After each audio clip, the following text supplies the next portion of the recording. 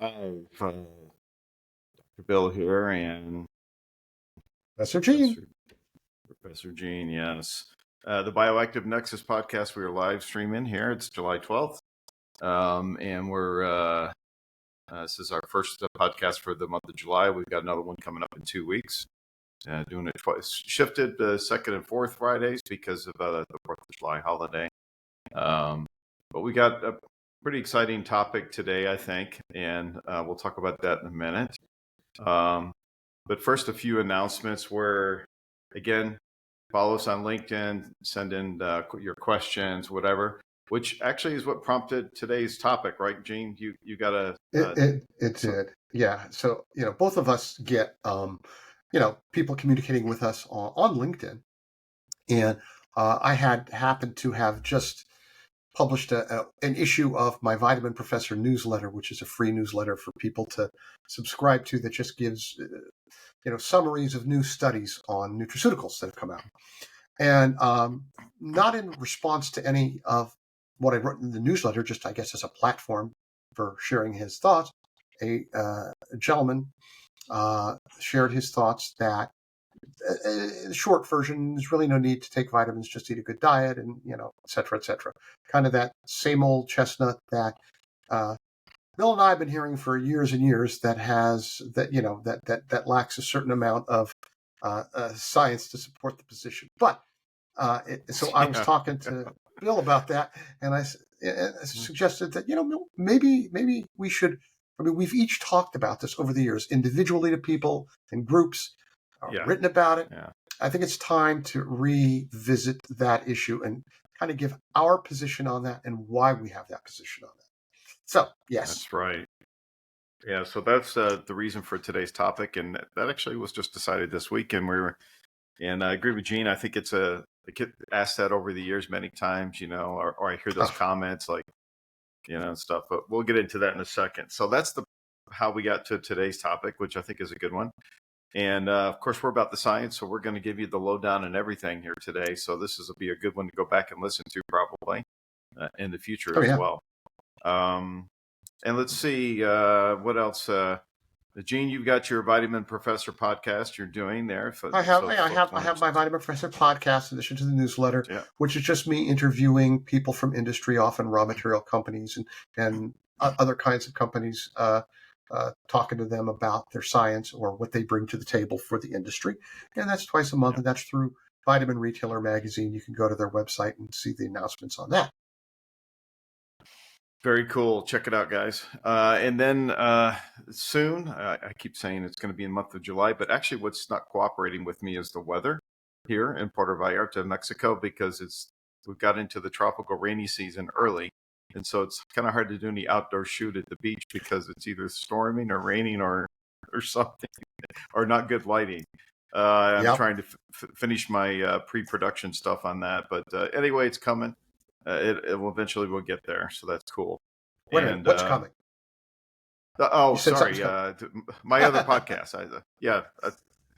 My other podcast, where Spirit Meets Science. So that's coming as well. Awesome. And looking forward to it. And then we have another now. Yeah, it's gonna be cool. Then I have another announcement. Gene and I are we're both first of all we're both going to be at Supply Side West. I know, Gene, you're going to be there with Nutriland. They have a booth, and so you'll be there. And then I will be there as myself, or actually as press, I hope, because we're going to do a live broadcast of the Bioactive Nexus from Supply Side West, which is going to be exciting. Yeah. So stay tuned. We'll post on LinkedIn or keep you guys updated on the shows here and the details of that. And, our plan is to have some folks from, within the industry come join us for parts of that. So don't have a list of anybody here at this stage, but we'll let you know. Also, I was going to say, there's one other thing we're doing there. Yes, and I'm wearing my Santana T-shirt because it was a year and a half ago I saw Santana at House of Blues when I was there for Supply Side West in 22. Nice. And actually sing some of their music. So we are actually going to do a karaoke night Thursday night after the show finishes up. at Kama Ultra Karaoke. We got a room reserved, and we started to put the word out. I put a post out on LinkedIn if you didn't see it. So if you're a big karaoke singer, you want to come join us. But it's limited seating. So if you really want to get on it, you got to RSVP to Gene or I, and so we can get you on the list. But it's going to be fun. Please do. Good way to little mini networking. Good way to wind down. Of course, Gene, they don't really know the background for us in singing. So maybe why don't you start, and then I'll talk. So, both of us have backgrounds in singing. My background began in musical theater back when I was 17. And for about 20 years, my wife and I performed in various musical theater productions. And eventually, about 20 years into our marriage, our son was born. No more time for rehearsals 4 nights a week. And so we discovered karaoke eventually and said, hey, here's a good way to get up and sing and not have to have 4 weeks worth of rehearsal, 4 nights of rehearsal every time we do a show. And just get up, try a song, try another song. The words are in front of you. You just have to basically know the song. And we had a lot of fun with that. And we've done a lot of karaoke over the years. People always ask us what our go-to song is. For me, it's more like, what are my favorite songs within a genre? Because I try to mix it up and not always do the same thing. But so that's kind of where our background comes from. And Bill, tell them yours. Yeah. For me, it's a funny story how I got started into that. Anyway, we'll take some time to do this. We got time, but I was invited to a friend's house, another couple. It was like 3 couples. We were going to get together, and they said, "Oh, come over for drinks or whatever, glass of wine or something like that." I get there, and I hear singing in there in the karaoke, and it's like, and I sang in the choir when I was growing up in school and stuff like that. So actually, I was in one play, by the way, The Wizard of Oz. I didn't have a singing part, Gene, but I was in the Wizard of Oz. But anyway, I never got into the musical theater like you did, but I played saxophone and played piano, took lessons and stuff. I like music. So, but anyway, so we got invited over to their house, and I remember telling my wife at the time, said, "Hey," I said, "I'm not singing. There's no way I'm singing. I'm not doing that." I'd never done karaoke before. This is years ago now, but so I got hooked, and we stayed up till 4 a.m, and then I tried. That's when you find out your range of genres that you can sing and can't sing. Okay, because you think, that's right. Oh, I can sing this, and then you get up there and do it, and you realize how hard. Oh, I can sing that, no problem. And then you realize how hard it is. So that very quickly strategically focused me, and actually swing jazz is kind of my go-to genre, and blues, and do that really well. I do a lot of stuff. But anyway, I started singing all over the country. Been in a couple karaoke contests as a finalist, and me too. That's right, you were too. And I actually got to sing when I lived in Las Vegas years ago. I actually sang with a live band there. That was an impromptu thing. That was kind of fun. Yeah, that's very cool. It's a different experience than karaoke singing, of course. But well, my wife actually did when we lived in Florida, down at Margaritaville. They had a live rock band karaoke experience. So you got up and you sang karaoke with a live rock band that accompanied you. And so that's cool. Her being the resident rocker chick actually did that a couple of times with a friend of hers. Yeah, that was fun.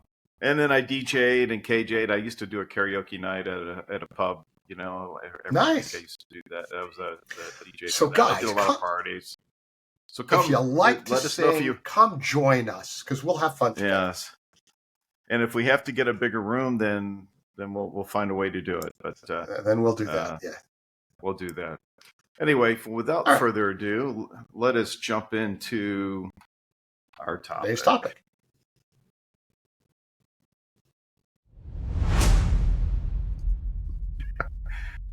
A little bit of a delay there. So why take supplements? Okay, well, how about some market data first, right? This is the latest data. Do you know that it's 250 million Americans take supplements? Wow. And there's only like 336 million people in the U.S. alone. So that means quite a few. That's a huge percentage of the population. And 74% of those, 138 million, take 1 or more supplements daily. So that has grown, Gene, right? I mean, it used to be Oh, it's grown. that, I remember over the years, it's become more. yeah, I remember more when it hit the 50% mark. Oh my goodness, 50%. Now we have the majority of Americans taking supplements, really.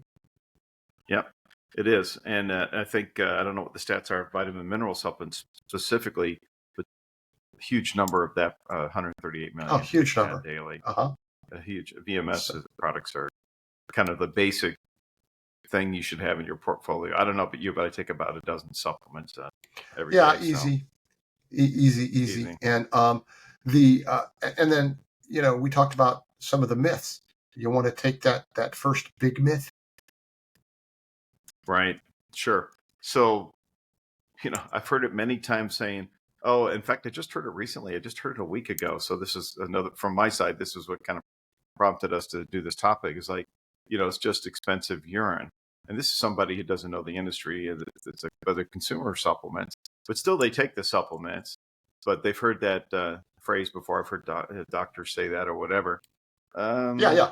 So, but that's, um, you know, and so people are saying it's a waste of money. Actually, what's a waste of money is taking the wrong supplements that don't really work for That you. I was going to say that is a That's waste of where money, that's where taking you the waste wrong the money. supplements. That's Right. right. And what I mean, a good example, and I might have given this on another show, I can't remember, is my mother had purchased a product. It was a curcumin product, and it was a garbage product. It was not. Yeah. It wasn't the right kind. It didn't do the right stuff. So whatever she was paying for it was too much, and it would be expensive urine for her because it's not going Oh, to and do it was anything. like a fairy Yeah, dust product, or where they put a yeah, little yeah, sprinkling of everything. And we talked about yeah, this yeah. before. Right. Uh, And so so you that's know what? expensive urine. Not taking the Yeah, right stuff, and taking the actually, this right leads stuff me to is different. the sleep. Yeah, exactly.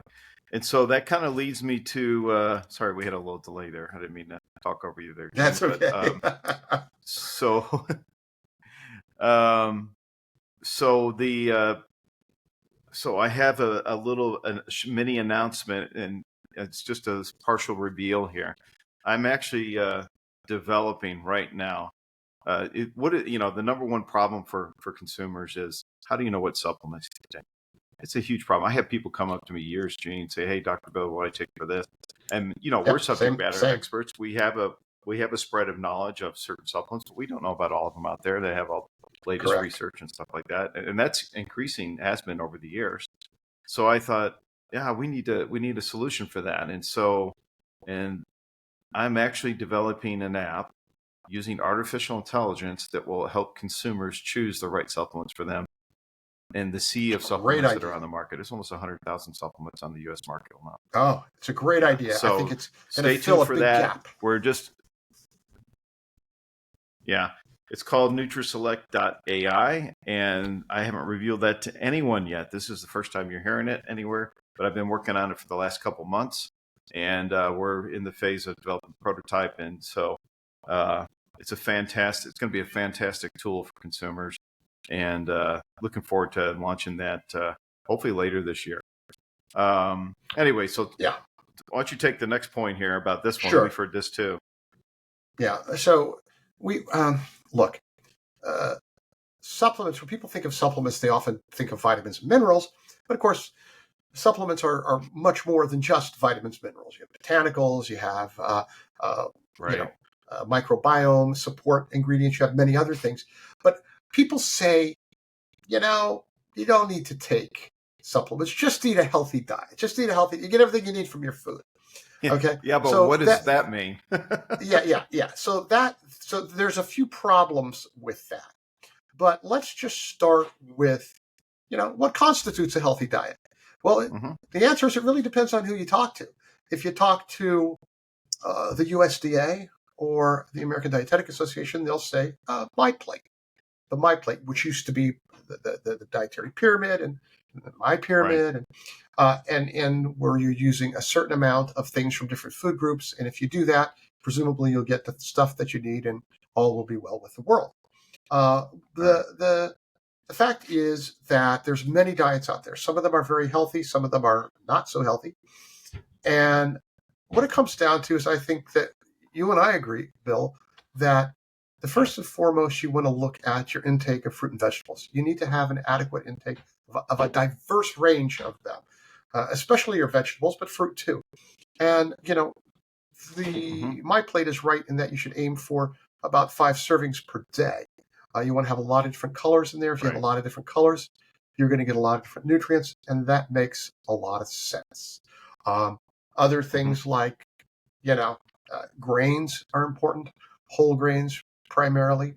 Brown rice, oats, quinoa, all of those. I tend to do more quinoa, mostly because I have psoriatic arthritis, and so I try to avoid a lot of the grains that have lectins in them, and you don't have that high level in quinoa. Yeah. So I'll do that more. But any of those are very good, provide fiber, provide nutrients, provide a number of other things. You want to take the protein one?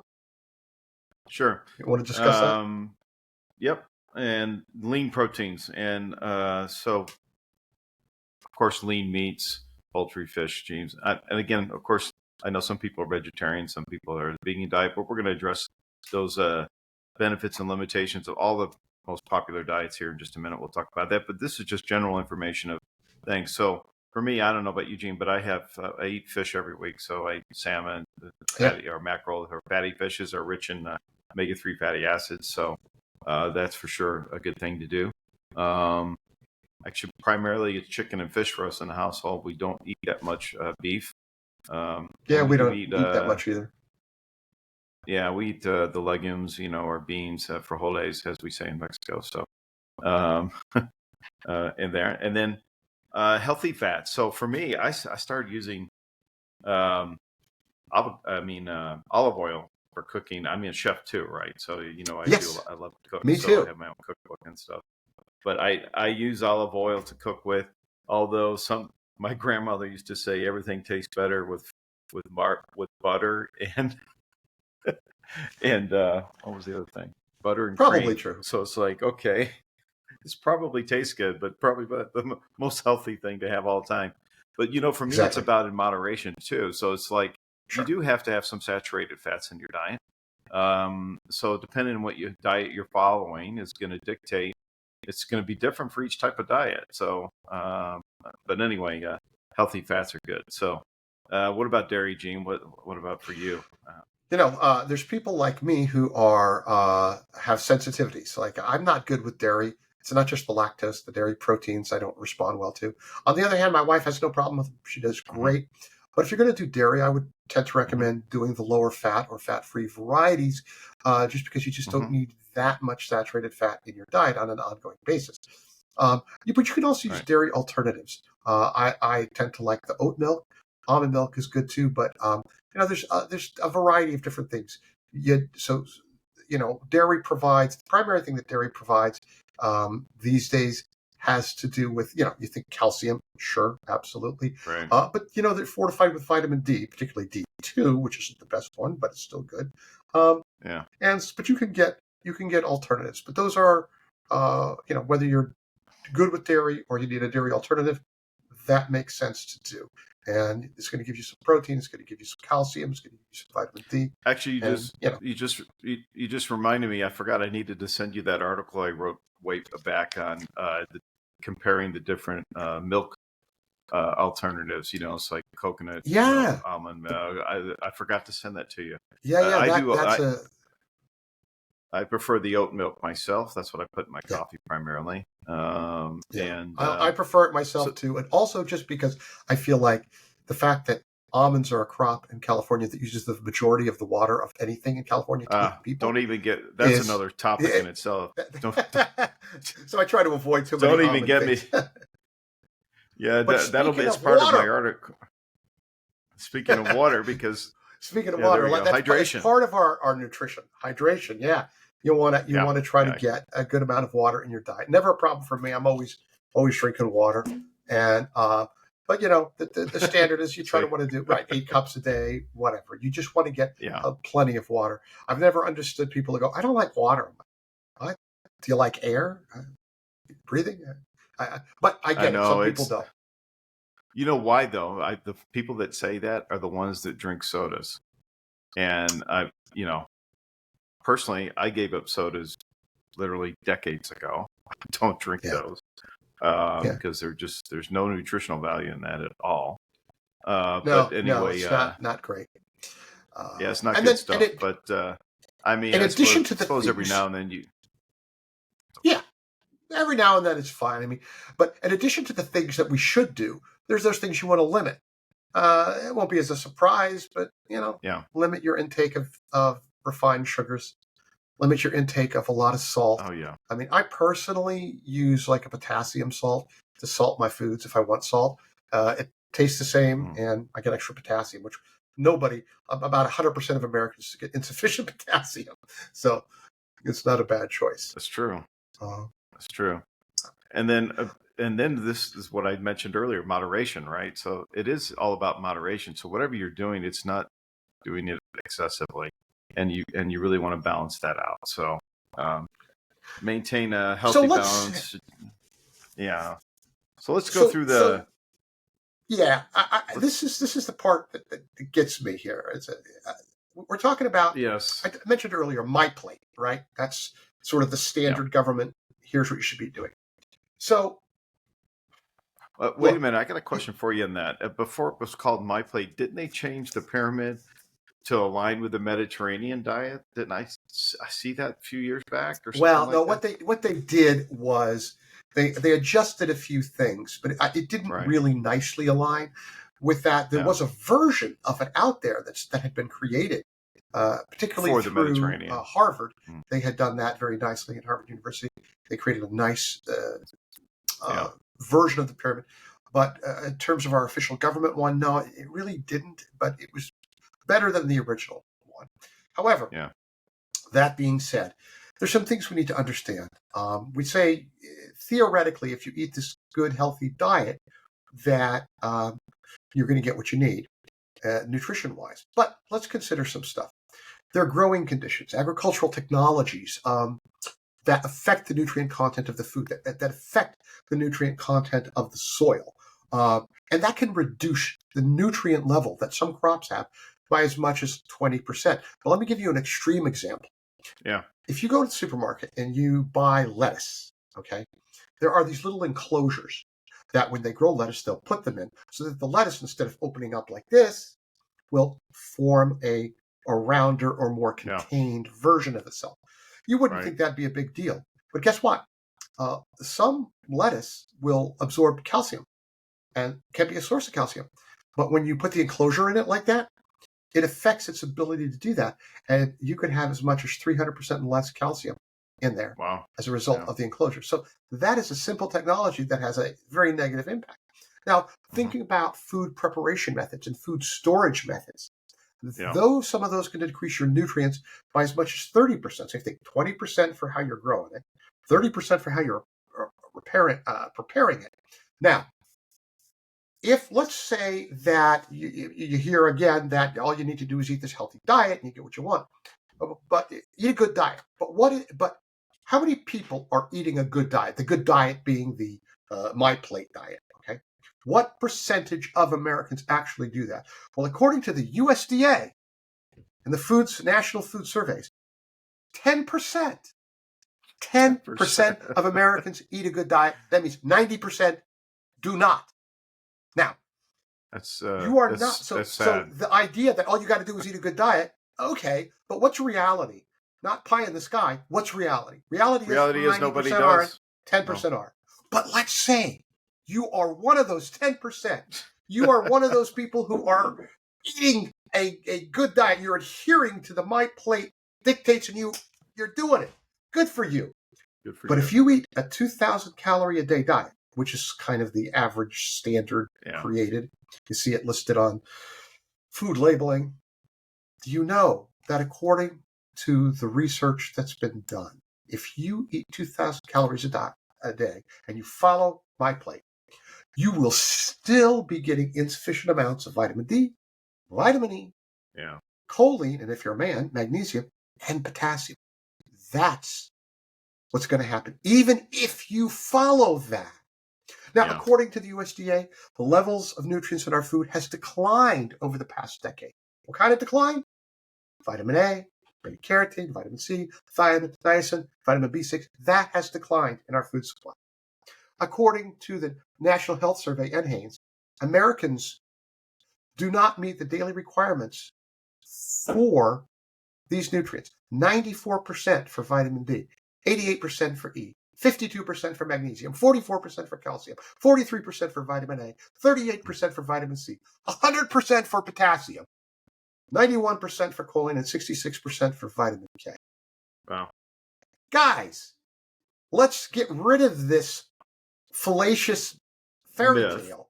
All you need to do is eat a good diet. Well, we don't live in the Garden of Eden, folks. We live in the modern society with the way foods are created. In modern agricultural methods, okay? We prepare them in certain ways. We don't get everything we need. Yes, you need to eat a good diet. Absolutely. No question about it. But you know what you also need to do? You need to use a nutrition insurance policy. We call that vitamin and mineral supplementation, okay? Yeah, absolutely. At the very least, a well-formulated multivitamin can help compensate for some of those nutrient inadequacies. Well, and not only that, you taking one that's your body will utilize what it needs. The body's pretty amazing system, so it will utilize what it needs. Actually, we'll talk about microbiome later here, but because that's kind of really a hot topic right now, and in terms of how you absorb certain nutrients and sort of things. So it's not just the diet; it's our gut microbiome and how it absorbs. We'll talk about that a little bit later. Or herbs that you might be using for specific healthcare needs that are part of a nutrient strategy. Right, exactly. So for like you want to take adaptogenic herb for stress, you want to take ashwagandha. Well, you're not going to get that in your my plate diet. It's not part of my plate diet. No, not really. No. So it's kind of it's misleading when people say to eat a good diet. So look, it's a myth, guys. The reality is most Americans do not eat a good diet. That's a sad thing. And what's proof of that? Look at the diabetes rate in our country. Not only that, any westernized country in terms of things. So, and I mean, look, I try to eat. I just went shopping this morning, so buy fresh fruits and vegetables, stuff like that. One great thing about Mexico, you got the markets here. We got fresh fruit, abundance of fresh fruits, nice fish. But it depends where you live. Like in the U.S., right? If you're up north in the wintertime, well, there's no market to go to like that. They have to ship things in. I always think about, well, avocados grow down here in Mexico. U.S. is the major importer of avocados, right? So they come from Mexico. And I think there is some in California that grow there or whatever, house avocados. Actually, if you go up to Fallbrook, actually is the avocado capital there in California. But the reality is majority of it still comes from somewhere else. So you have logistics and shipping, you have supply chain, and you're trying to feed a huge population. So this is why we have processed foods, And I don't know, Eugene, but I stay away from anything that's processed or at least I make every effort to stay away from processed foods. Yeah, agreed. Yeah. Well, so look. So let's So take a multivitamin and look. We have to at least address the other types of diets that are popular. Yeah, let's do that. Let's address the other types of diets. Like some of these diets are very good and have a lot of value. They have benefits, but they also have limitations. So let's kind of go through that. Absolutely. You want to start, Bill? Absolutely. Sure, I'll start. When I mentioned it earlier, Mediterranean diet, and then maybe that's what got me on the kick to use olive oil quite a bit. So I do, actually it's funny. I use olive oil to cook, but I don't like olives. Okay.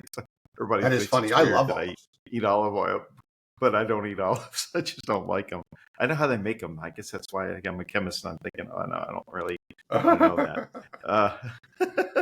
But the Mediterranean diet, look, first of all, there's decades of data, epidemiological evidence of the Mediterranean diet being helped, lower the risk of heart disease, stroke, and certain cancers. Okay, that's a fact. There's enough data to see that over time. So that means whole foods, healthy fats, lean proteins, which we talked about earlier. Yeah. Okay. And it does promote, we didn't mention healthy this weight. already. It's not just diet. It promotes healthy weight, but also you need to be exercising every week, guys. So That's got to be part of your practice. You can't just eat and not do that. Your body needs that. But what are the limitations there? So some of the limitations, I'm a chef and I cook, and I like to cook everything from scratch. So I don't buy anything processed. I cook everything. It tastes so much better to do that. But having consistent access to fresh produce, I just mentioned that earlier, or I don't think it's a problem at getting access to high quality olive oil. You can find that everywhere, but it can be expensive and time consuming to prepare meals. Well, any diet you want to prepare from fresh fruits and vegetables and meats and stuff, it takes time to do Got to that be in our time modern consuming. society. I don't do it every time, and we don't have time to prepare the full, complement meal from scratch. It takes a lot of time to do that. Well, But you're right, and you mentioned just having access to the fresh produce, and it's funny because out where I am here in Knoxville, Tennessee, I'll kind of go between three different supermarkets. I'll go to Kroger, I'll go to Publix, and I'll go to Food City. And I've noticed between the supermarkets, there's a big difference in the produce that's available, and the quality of the produce. Some have some that are better than others, and so forth. And this is an urban area with all kinds of access to all kinds of food. And you get to some other areas, they just don't have the same access. And no, they don't. And even in my own area, you can have limited access depending on where you're shopping. So that can be a real issue for a lot of people. Yeah. And so why don't you take the next one there? Keto diet. So keto is very, very popular. Look, I am going to tell you right now that the keto diet is one of the most effective diets for leading to a fairly rapid weight loss and also keeping the weight off. It's very effective for that purpose. There's absolutely no question. There's also a lot of good data on it in blood sugar management, helping to keep your insulin levels correct, have good insulin sensitivity, and also can help to reduce appetite. And part of the reason for that is its high fat content. Now, personally, my favorite way to do something keto is a little variation on the thing. It's doing the higher protein, but it's not quite as high fat, because that's one of the things that is a limitation. If you do a lot of fat, especially a lot of saturated fat, there's just no way around it. That does increase your risk of heart disease. And also, you take it in more calories from fat. That means you're taking in less calories from other nutritious foods. And I find it not at all unusual that people that are on a keto diet often eat a lot less in the way of vegetables, certainly in the way of fruit, because they're trying to avoid the sugars. And that can be problematic because you're not going to get some of the nutrients that you should get. Constipation is very common on a keto diet. People are trying to avoid intake of grains, they're not getting and fruit and stuff, so they're not getting enough fiber. And the initial process of starting on a keto diet, shifting your body's preference to using ketosis as a means of producing energy, can lead to what we call the keto flu as you get started, and you just don't feel as well, but then your body starts to adjust. So it can be good, but I think that any one of these diets that have its limitations doesn't mean you have to follow it religiously. You can do some variations on that. No. One of my favorite diets is sort of a combination between keto and paleo. So there you go. So why don't you take the next one? So sure, vegan, vegetarian. Vegan's even more restrictive. So look, there are some benefits to the diet, of course, but I think we need to separate out the reason people do a vegan diet versus we do. Not. Because the reality is, if you're doing it because we're talking about the nutritional aspect of this today. We're not talking about your social reasons for doing that. If you're animal cruelty, all that sort of thing, and or maybe you have a religious reason, whatever. Or that, exactly. So, and that's all fine. But those are different factors that drive for this type of diet. We're just really talking about from the nutritional aspect of the diet today. Okay, so the vegan diet is associated with lower risk of heart disease and hypertension, type 2 diabetes. But so is the Mediterranean diet and et cetera. It does promote a healthier weight loss and improved digestion. But there's just no way getting around this. There's certain nutrients you just can't get from a vegan diet. You have to That's have, right. they only come from animal products. So vitamin B12, iron, and calcium, omega-3 fatty acids, they only come from animal products. So Well, unless calcium you can get some iron, you can get some calcium from vegetarian products, but it is but you more got to eat a limited. lot. You got to eat a lot, and Yeah, you're not and going to so get. You're just not going to get B12. It's just not happening. And if you get no, it's and not while you happening. can get, So you either have to take obviously a vitamin mineral supplement, right? yeah, You you got to take the absolutely have to supplement do that. And omega-3s, although you can get one omega-3, the ALA from it. from ALA does algae, most right? of its work by being converted to EPA and DHA, and the conversion rate's very, very low. Right. And so you're going to get a lack of that. You're really going to need to supplement. The thing. Also, Yeah, I sorry, just said you're really going to need to supplement with that. Yeah. Yeah, you're going to have to get what you supplement, need. or you're eating, then you're eating products that are fortified, which means you're eating processed foods. There's a lot of processed foods in this particular diet, packaged processed foods that run the risk of higher sugar content, unhealthy fats, that sort of thing, because they're trying to make it palatable. Yes. Yeah, no, but again, just understand there's limitations there, and if you're really good at planning that and eating a healthy diet, make sure you're getting all the nutrients you need. So again, another argument for taking supplements, no question about that. Paleo, you said you've done this one as well. Yeah, I have. I've done a version you take of the that paleo. one, I'll take the next one. Sure. So paleo, that it emphasizes, whole foods, unprocessed foods. Yeah, and it certainly can improve overall health. It can help with weight loss, help with better blood sugar control, and it does reduce your intake of refined sugars and refined grains, which is a positive. The problem with paleo is because the whole idea of Paleolithic diet, is you're thinking about how did the Paleolithic people eat? They hunted, they were hunter-gatherers, so a hunter-gatherer type of diet, which didn't include agriculture, so you weren't eating grains, you weren't eating legumes. There was it was before agriculture, right? Yeah, and so that's not necessarily a great thing to do, because grains and legumes have a lot of value, particularly the fiber content. It can also be, expensive, difficult to maintain. Like keto, it can lead to the overconsumption of saturated fats. So again, my favorite way to do these type of diets is to do a variation on the theme. I might do something that's sort of a paleo keto thing, but for me, that just means I'm having a higher protein intake, a little less in the carbohydrate, plenty of fruit and vegetables, some whole grains, some legumes.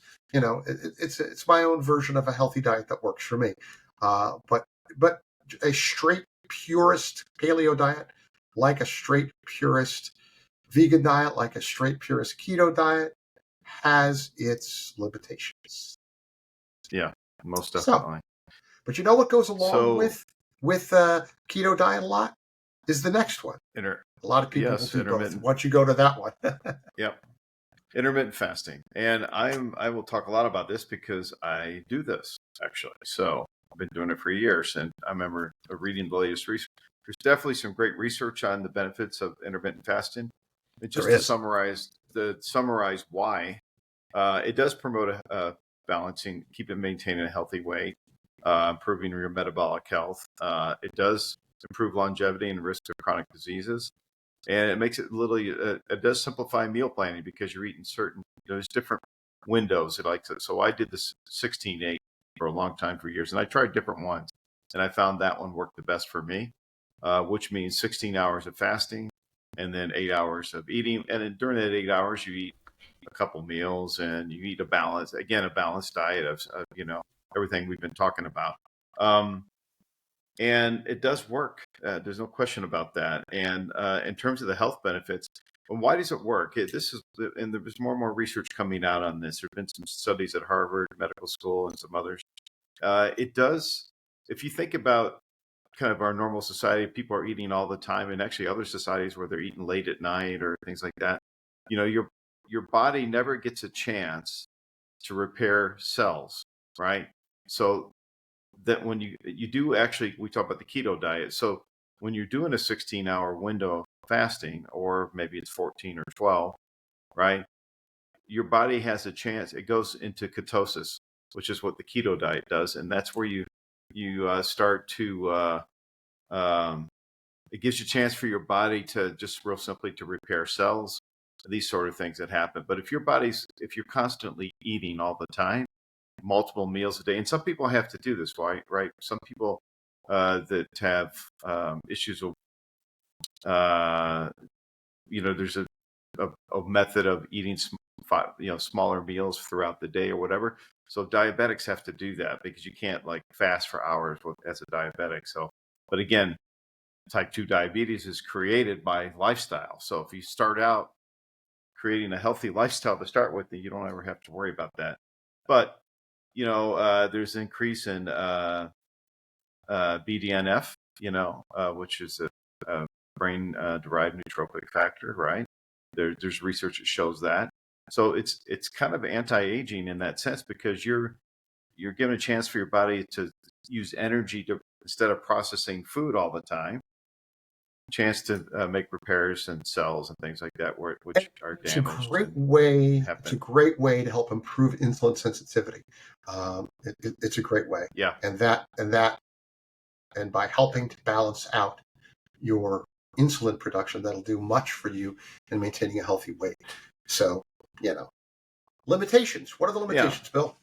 Well, some of the limitations are, and this is from my own experience, is that sometimes you can't do it every day because then you've got a birthday party to go to, or it's a dinner that's later where everybody's gathering. So it's like out of your window or something maybe. So it happens all the time. So don't get too stressed out about that. If this is something you want to do or you're interested in doing it, don't worry about that. If you're not religiously so strict, don't be so hard on yourself. And that goes for all of these. Use some common sense here. You're not going to kill your diet, if you miss a day because you ate dinner at 7 instead of 6, or something like that. And also, this is important for any diet, I think, Gene, is snacking and overeating. So no matter when you're eating, if you're eating if you're snacking, your body's, trying to balance it out in terms of your meals and stuff like that. But again, certain people, certain medical conditions, already mentioned this, or like diabetics or something like that, this doesn't really fit for them. But if you have a healthy lifestyle, you exercise and all that, you can. There's definitely some real benefits that of all the ones that I've looked at in terms of maintaining weight and healthy lifestyle, this to me personally is the best one that works for that. Anyway, we got a couple more. There's so much research to support it. Yeah. There is. All right. DASH diet. What? All right. So DASH diet. So DASH diet was originally designed for people with hypertension, with high blood pressure levels. Yeah. And the general idea here was really trying to help contain your levels of sodium intake, helping to reduce that, but other things too. So, and there have been studies on it. It absolutely does help to reduce high blood pressure, help to control it. You're having a little more balanced intake of nutrients. It encourages the consumption of more fruits, vegetables, whole grains, lean proteins. You're getting more potassium. You're getting less salt. And that is a good thing. But there are limitations. Quite a few. It requires a lot of dietary changes, a lot of meal planning. It can be, for a lot of people, it can be restrictive. And it can be challenging to follow unless you really understand your nutritional guidelines. And also, let me tell you, there's an interesting analysis which looked at a number of different studies and a number of different diets out there. And the analysis determined that the DASH diet failed to provide minimum recommended daily intake sufficiency for 27 of the micronutrients, vitamins, and minerals analyzed. Yeah. It didn't provide enough. So if you're going to follow the DASH diet, though it has a lot of good things going for it, you better take some supplements along with it that help make up the difference. Yep. So And, How about you take the next one there, buddy? well, this next one I'm not real familiar with, so maybe you are, but Sure, sure.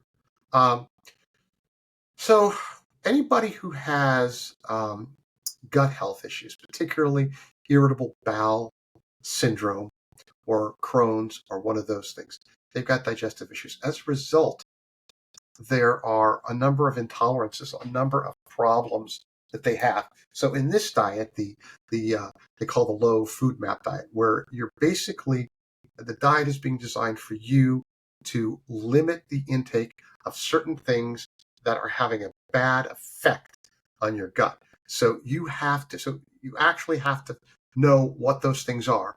And honestly, if you're a person who's dealing with irritable bowel or any of those issues, it doesn't, you don't have to be a rocket scientist or a nutritionist or an MD to figure out what those things are, because you eat it and you go, oh, and so but you have to be able to follow a diet that restricts those things. And it's highly hard. restrictive, yeah. It's highly restrictive, and it's hard because, but you have a hell of a motivation to follow it. Because when you don't, guess what? You're in pain. Yeah. You're in discomfort.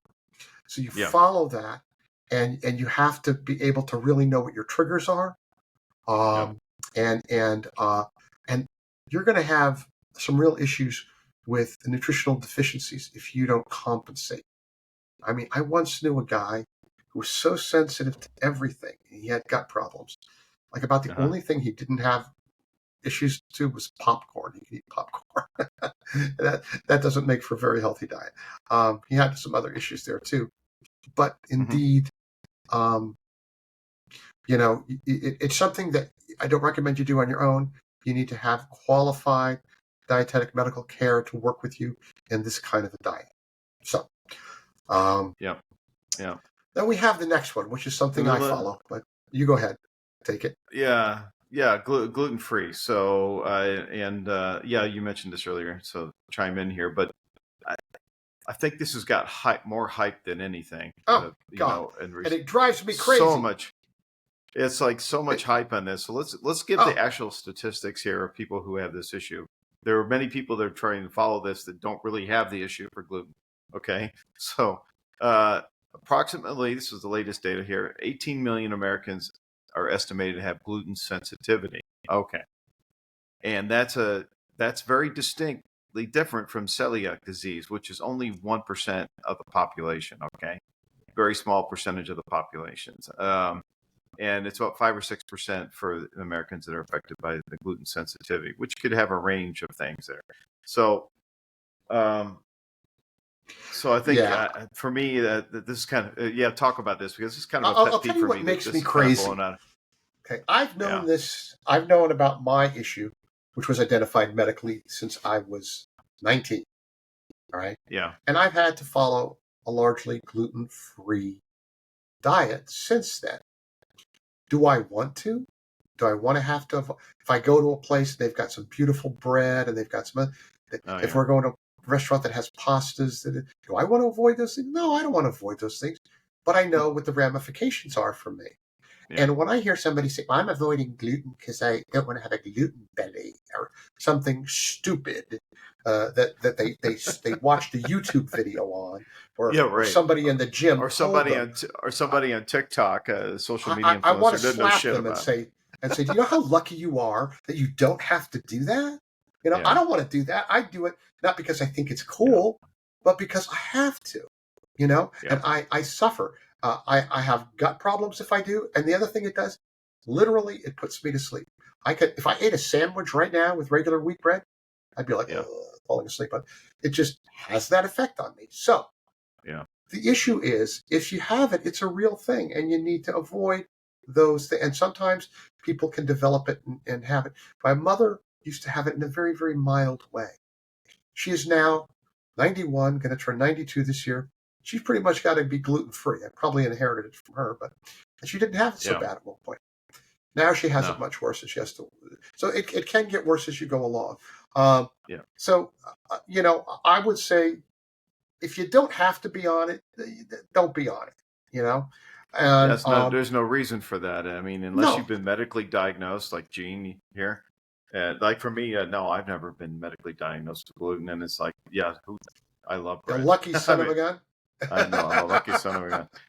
But one of the it's a restrictive diet, as Gene has just illustrated, but it's also, again, like this one, you run the risk of consuming a lot of processed gluten-free foods, which I just saw a study recently of testing of gluten-free foods that had some issues in terms of uh, pesticide content, all kinds of stuff. You So have to be selective, as with you gotta any be of selective. Yeah, what you buy. You got it. What's your source? Where you getting it from? Just like yeah, any of your foods. So I am selective. I look at those things, and I'm not worried about what nutrients I may not be getting because I take enough supplements to choke a yeah, horse. So yeah. I'm Me compensating. too.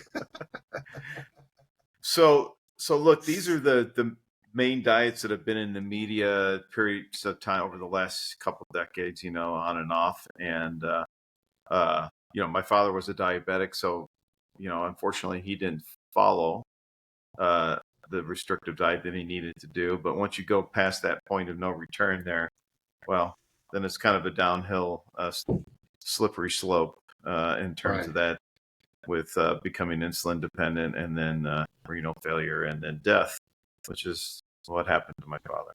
So, so obviously, healthy Yeah, I've lifestyle is had a that big, in my family too. I know what you're yeah, talking about. it's a big thing. So again, consult your healthcare professionals. And by the way, I found that the dietitians, healthcare professionals, don't always have the right information either. So No, they don't always have it, and yeah, they often don't have it regarding the use of supplements. yeah, Oftentimes, they've been definitely trained. not. It's better now than it used to be, but It is. they Actually, it's haven't been changed in the trained in last. use of this. Right. And in fact, complementary medicine is now part of the curriculum of many medical schools now. It didn't used to be. Yeah, it's. I Um, would say certainly within the last decade, we've started to see yeah, a real difference. And exactly. I would just add here that we've been talking a lot predominantly about vitamins and minerals and all of that. But Bill, you should discuss now just a little bit about one of your pet areas with the microbiome, because Yeah. that's vitally important when we're talking about supplementation to Yeah. No, understand. yeah. Regardless of the diet you're on, if you don't have a healthy microbiome or whatever, it's none of the diets are going to work for you, because your body's Right. not going to absorb the right nutrients that you need. You're not going to break So things down correctly. Yeah. no, I mean, so digestive health and the gut, which affects the immune system, and we now know in terms of affecting mental wellness, and we have psychobiotics today. So again, um, you know, as of today, nobody has mapped out what a healthy microbiome or gut microbiota makeup should look like in terms of good and bad bacteria. And it's different for different people, and also depends on your diet and your culture, and a lot of different things. So it's going to be very, very different. Case in point, my own personal experience. So, I love dairy. I love cheese. Okay. I like to eat good cheeses, but then when I came to Mexico, and there's some good cheeses here. So like Oaxaca, Panela, these are Mexican cheeses. I found that very quickly that I couldn't eat the dairy products in Mexico, because my gut was not accustomed to that at all. Although I think I've acclimated a little bit here, but I found out in a very harsh way, as you can imagine, that they don't work for me here. So I steer away from. It's funny. It depends where it's produced. So again, read labels, guys, when you're buying food. Read labels. So look what's in there. It's, this I don't know about you, Gene, but I look at labels on everything. So um, Too. yeah, just for nutritional value, fat content, all kinds of things. The macronutrients, right? Um, but the gut microbiome is a big deal. There's a lot of research in this area, and there's more and more coming out daily. Again, we're going to talk more about this in future episodes, but a lot of research happening there. Um, and so you can imagine, if you have an unhealthy diet. Um, Actually, remember the guy that did Supersize Me? He just he I just mean, he just passed away, actually, recently. Yeah, and he was his own guinea pig doing those experiments for that movie there. So it's like, yeah. probably didn't help him in his gut, I'm No, afraid. probably Uh, didn't. he was too young to die, actually. But But the point is, in all of this, guys, so we'll just wrap it up here, is that, there's no miracle solution. First of all, we should make that clear. There's no miracle pill. There's no miracle diet that's going to be perfect or whatever. And what I find, having done and conducted weight loss studies, actually clinical studies for people, is that it's difficult for people to. You have to find what works for you and not restrict yourself so much that we're omnivores. We want to eat these certain things. Which brings me to another point, another pet peeve. I'm sorry, I'm going to have to be vocal about this, and that is, why do we make plant-based foods like meat foods look like and taste like? I don't want to eat meat. I'm against eating meat, but boy, I'm going to have a textured vegetable protein that looks a lot like meat and tastes a lot like meat. Well, why is that? Really. Why are you eating the thing that's like meat if you don't want to have meat? I'm sorry, but I see all the news on this, and I have to go, time out. I'm sorry, we're omnivores. Our bodies are made to eat meats and vegetables. We're not cows. We don't have a second stomach. Okay. Right. We're not horses where we have this huge long intestine that absorbs all the nutrients and processes that. And we're not a wild cat like a lion or something that has all canines and is meant to just eat meat. We're omnivores. Right. We have a variety of things that we're meant to eat. We have enzymes to support that.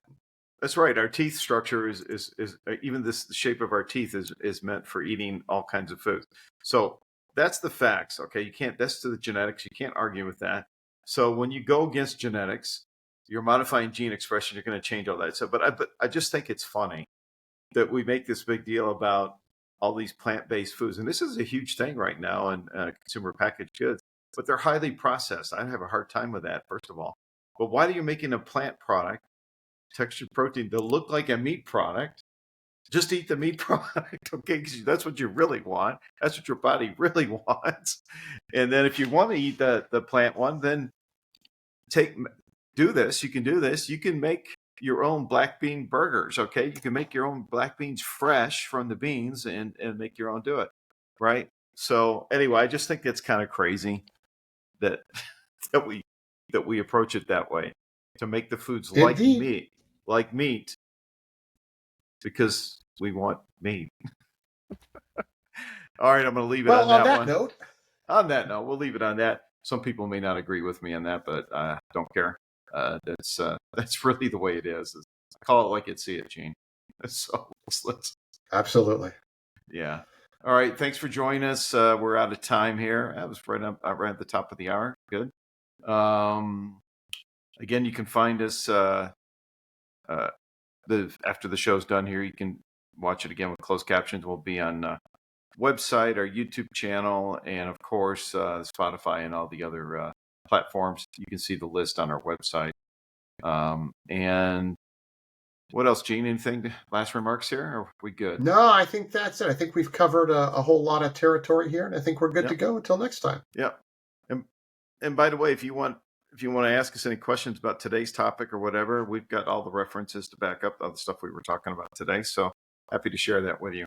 Anyway, so Absolutely. Talk to you. We'll see you in a couple of weeks. Don't know what topic we're going to discuss, Gene. I'll figure that out, but we'll see you in a couple of weeks. Thanks for joining us. Have a good day. Sounds good.